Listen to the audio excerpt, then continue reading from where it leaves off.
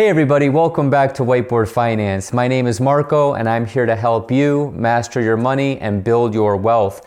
Boy, oh boy, we have another Fed emergency rate cut, cutting the rates to 0%. We are back at ZIRP, zero interest rate policy. This is the first time since November of 2015 that they've done this. This actually stemmed originally from 2008 with the original financial crisis. So they also simultaneously announced that they're launching QE4, which stands for quantitative easing number 4.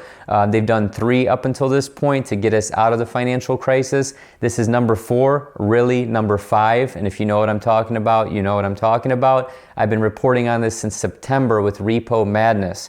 So the Dow futures are actually down 1,000 points right now. So it tells me that this week in the markets is going to be another crazy week. So in this video, we're going to discuss why the Fed cut rates, what is QE, what is quantitative easing, how it affects you and me, just regular, average, everyday people, and my final thoughts on this entire situation. Let's get right into it.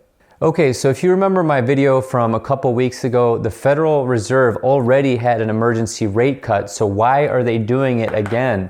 So Jerome Powell officially spoke on this at 6 p.m. Eastern Standard Time today, which is Sunday at the time of this recording. He mentioned that it was primarily in response to the pandemic that we've been talking about over the past few weeks on this channel. Now, the Fed fund rate actually went from about 1 to 1.25%. They dropped it a whole 100 basis points, which means 100 fractions of a percent, aka 1%, all the way down to 0 to 0.25. That's their target federal fund rate. So what is the federal fund rate and why is that important? So it's basically a benchmark for short-term lending for banks, and it's also pegged or a benchmark to many consumer rates. So like mortgage rates, auto loan rates, student loans, etc., etc. So it affects you and me, which I'm going to talk about later in this video. So why did they do it? Take a look at this screenshot right here, you guys. I hate reading off these, but it's important that you see this right from the horse's mouth. So the discount window plays an important role in supporting the liquidity and stability of the banking system and the effective implementation of monetary policy, and it supports the smooth flow of credit to households and businesses.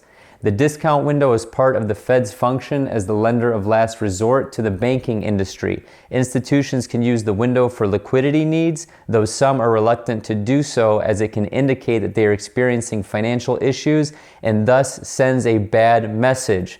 Remember that last part, okay? We've been talking about Repo Madness since basically September of 19. I called the recession in August of 19, and I also called the black swan for the almost slipped there, the cerveza virus, and that was end of January of 2020. So remember that last sentence, you guys.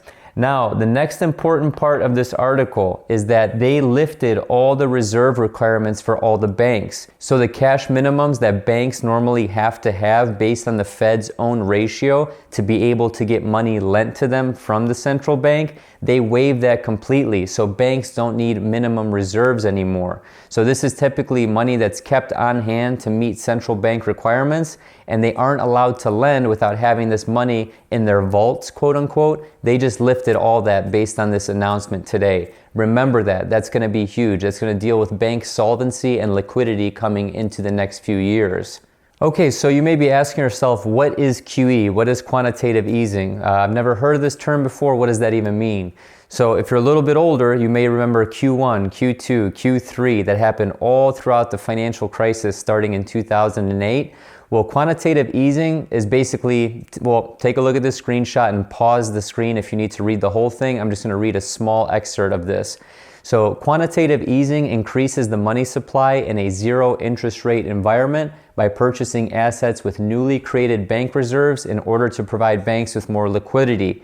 So this is basically encouraging lending and investment throughout the economy, which ultimately stimulates the economy and keeps the system operational and functional. So this is basically money printing, okay? So they make it sound very sophisticated, but it's literally money printing. And when I say printing, I don't mean like, get out the printing press, boys, you know. No, it's actually just pixels on a screen. It's all digital now at this point.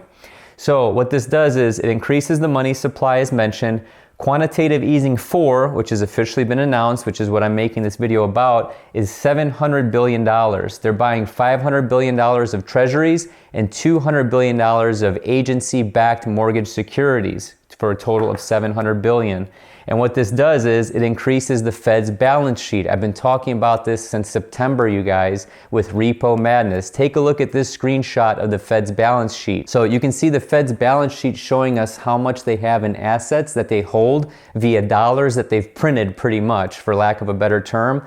Before 2009, you can see here that it was under 1 trillion in their balance sheet. It shot up to 4.4 trillion until it started to come down in early 2018, as you can see here. And in September, when I started talking about repo madness, we're now up to $4.3 trillion again.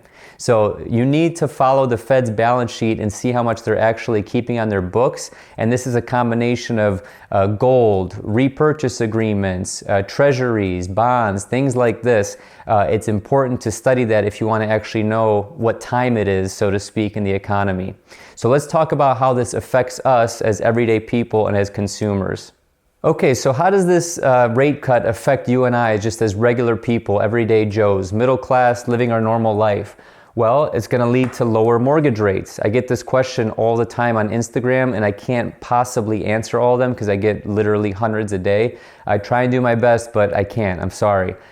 Follow me on Instagram if you don't. I post stuff like this all the time, and I call a lot of this stuff actually before it happens. So lower mortgage rates, I get people DMing me, hey, should I refinance? Should I wait? Should I do this? Should I do that? Well, typically in this environment, mortgage rates should be falling. So if you're on the fence, I would hold off just a little bit longer just to see where these rates end up going. This also leads to lower credit card APRs. However, the Fed funds rate is at 0%. Credit cards are still right around, on average, 15%, which is a huge discrepancy. It's almost borderline unethical / illegal, but it's a big profit center for the banks because retail banking is getting crushed. They got to make money somewhere, and they make it off these high credit card APRs. Savings rates will fall. Going back to my video, savers are losers. Your money market account is going to drop. Your savings account is going to drop. All these things are going to drop just because when the banks are getting money lent to them at a low rate, they can't jack up those rates to be competitive. They're going to have to lower it to be competitive with other lending institutions. Student loans, if you have a variable student loan that's usually based on prime, those loans could go down. And if you want to refinance your student loans, those rates could be lower than the ones you have right now as well. So that's good, excuse me, that's good news. And then finally, car loan rates, those can go down as well.